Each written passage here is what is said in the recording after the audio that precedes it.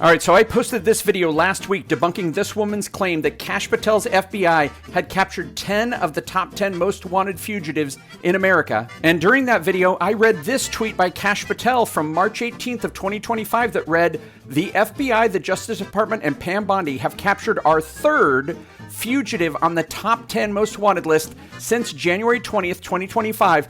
That's not an accident." And that tweet seems to confirm that Kash Patel wants credit for all three of those fugitives being arrested under his tenure and Pam Bondi's tenure. And of course, the Do Your Own Research crowd had to jump into my comments with stuff like this from Kimberly that says, "So this person got it wrong. However, 3 of 10 in just 2 months seems a tad better than 0 of 10 in the last 4 years. But is that true? Let's take a look." So let's start by establishing that Pam Bondi was sworn in as the United States Attorney General on February 5th, 2025.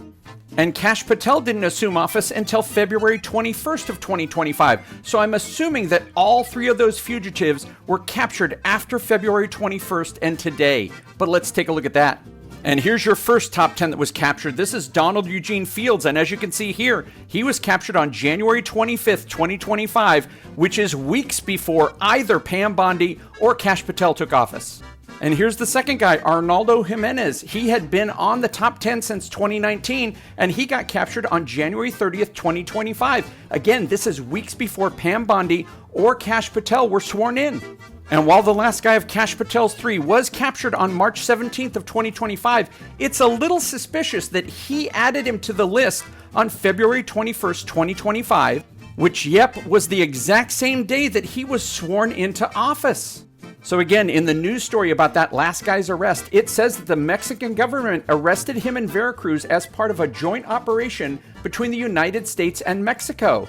So isn't it entirely possible that Kash Patel gets sworn in on February 21st, 2025? They tell him that the Mexican government is getting close to arresting a guy, so he just decides to put that guy on the top 10 most wanted list so he can tweet about it a month later when he's caught. And for anyone wondering about Kimberly's claim that under Joe Biden, they had 0 of 10 arrests in the last 4 years of those top 10 fugitives, that was a lie too. In fact, there were 3 arrests in 2022 of the top 10 fugitives, 1 in 2023. And again, these 2 were arrested before either of these 2 took office. And the one arrest that did happen after they took office was elevated to that top 10 list and then arrested just weeks later. So thanks, Kimberly and all those other MAGA commenters, for helping me dig into this issue a little further and dig out a little more truth.